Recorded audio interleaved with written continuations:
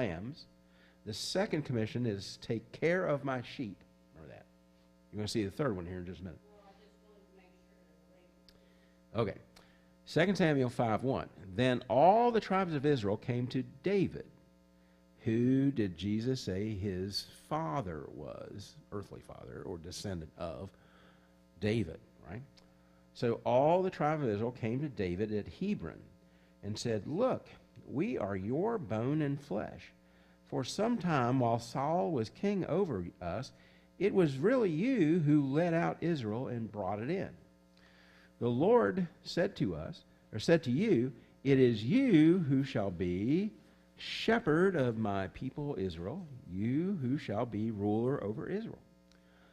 So Jesus is the descendant of David who takes up his throne. Jesus is the shepherd, okay?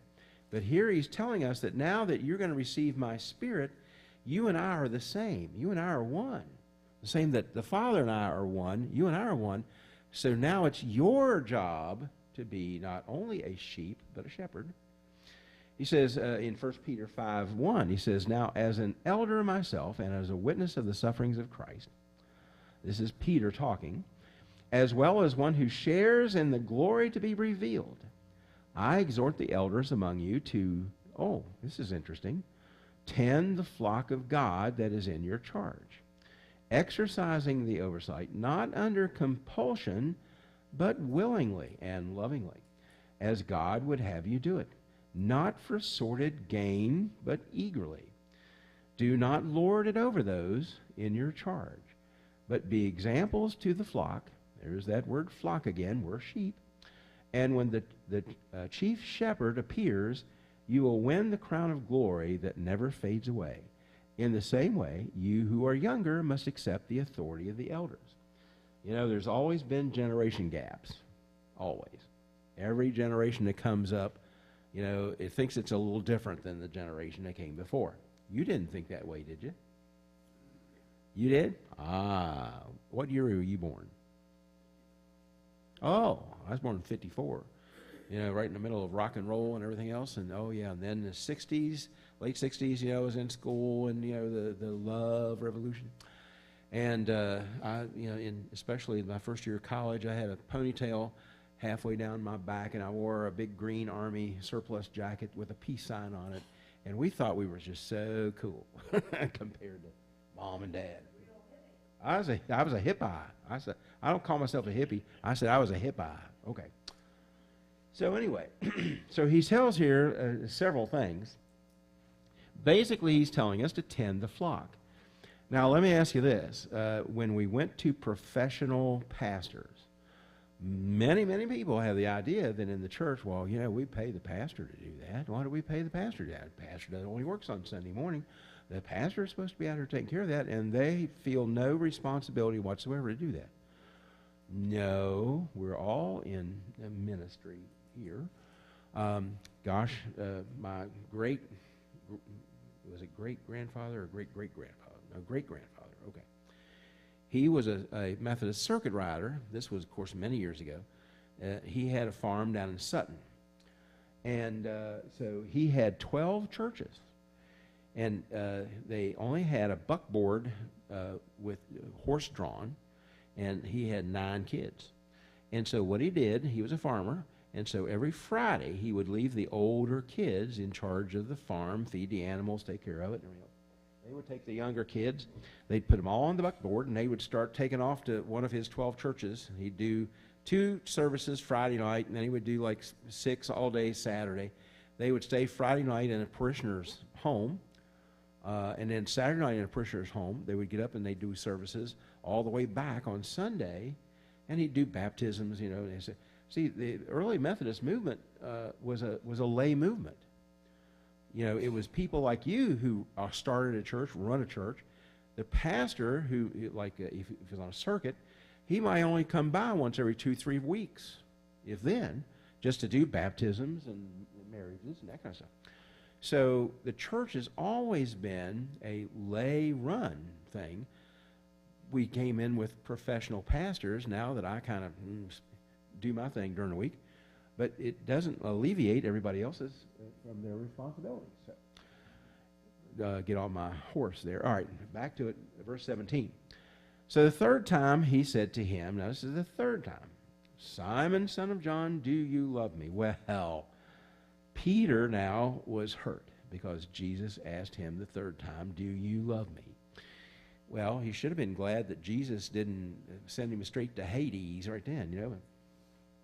So, what did he say? Oh, where am I? So he was insulted, hurt. The third time, do you love me? And he said, Lord, you know all things. You know that I love you. Now, here's the third one. Notice the first time he said, feed my lambs. The second commission was, take care of my sheep. Now it's feed my sheep.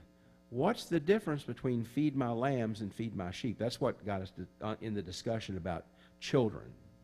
You know, is that the way you always took it? Feed my lambs. The young Christians, the young converts, you feed them the word. It's kind of the way I think it. And then, you teach them, you feed them the word, and then take care of my sheep. They're a little bit further along in their Christian life, but you're staying with them, you're praying for them, you're observing them, making sure that they're, doing the right thing. That's kind of right. Well, Like a mentoring service. oh, that's a wonderful illustration. You know, we should have Christian mentors. You know, older, experienced Christians like Jim there. You know, we should probably have some type of a way here at the church that if we have a young man, you know, like 20 years old or something else, or a young couple, that we actually assign you guys to be their mentors. And all that means is you just call them every now and then, ask how they're doing, maybe meet them after church for lunch, you know, every now and then, just say, hey, what questions do we have? And they say, well, you know, we just got into a fight this week, and you can talk about how to take care of all those things. Why? Because mentoring is a very big part of the whole thing. Now, also, it's interesting that Jesus is called the Lamb of God. In fact, in the book of Revelation, remember, he appears as a lamb as if to be slain. Now, in order for us to be a lamb, because again, we can relate this to us, in order for us to be a lamb, especially for sacrifice, what happened to all of the apostles except for John? They were martyred. They were sacrificed, right? You and I are supposed to be holy, Jesus says, as I am holy. So when he gives this commission to not only feed my sheep, but help my sheep, etc., and my lambs, he's also giving us a commission to do what he is. Be without blemish and ready for sacrifice, if that makes sense. Because they can only use for the once a year sacrifice, they can only use a lamb without blemish, okay?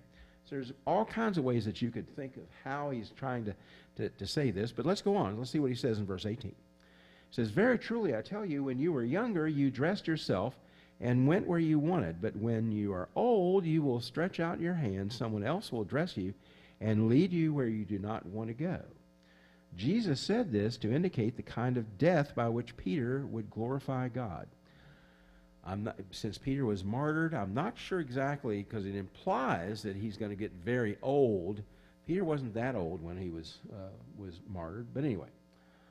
So he said to him, follow me. Now, why is that important? Where have we seen that before? This is the very end of Jesus' ministry. He's telling the disciples to follow him. Go back to the very beginning when he was calling the disciples, Matthew 4:18. As he walked by the Sea of Galilee, there's the Sea of Galilee again, he saw two brothers, Simon, who is called Peter, and Andrew, his brother, casting a net into the sea, for they were fishermen. And he said to them, follow me, and I will make you what? Fishers of men.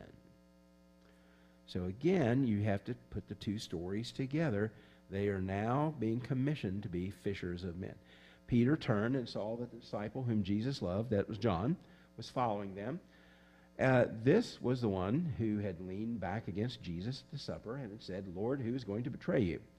So we know that this is John. So when Peter saw him, he asked, now, Lord, what about him? Look what Jesus says. If I want him to remain alive until I return, what is that to you? You must follow me. Now, bingo. Everybody has their own path. God has a purpose for you. Your path may be different than mine.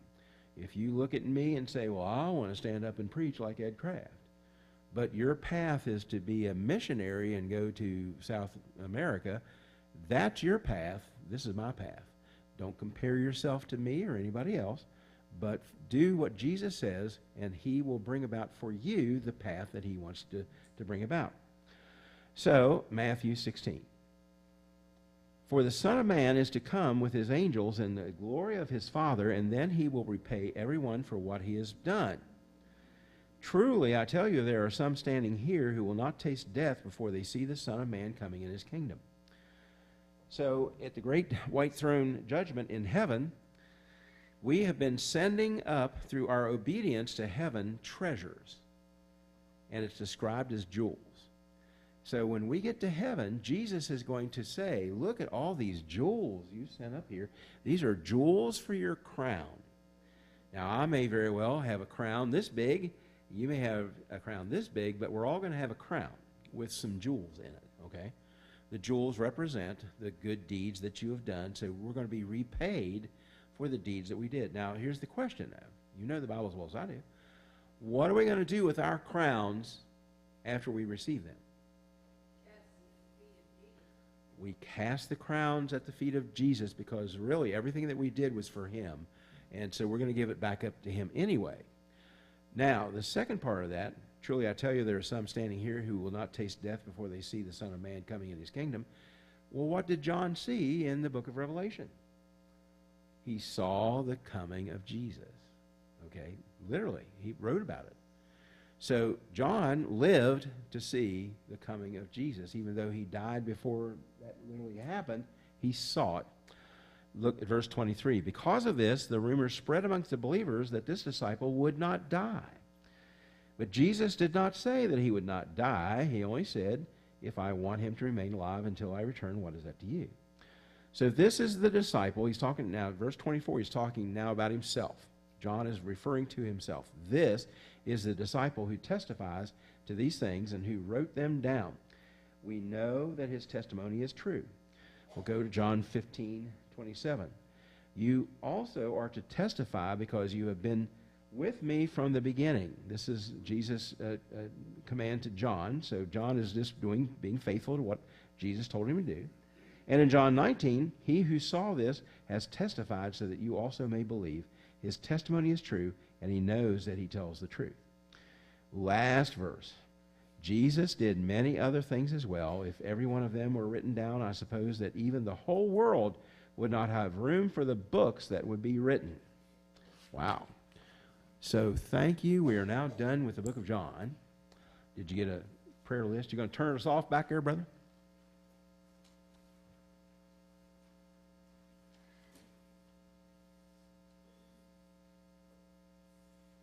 We're off.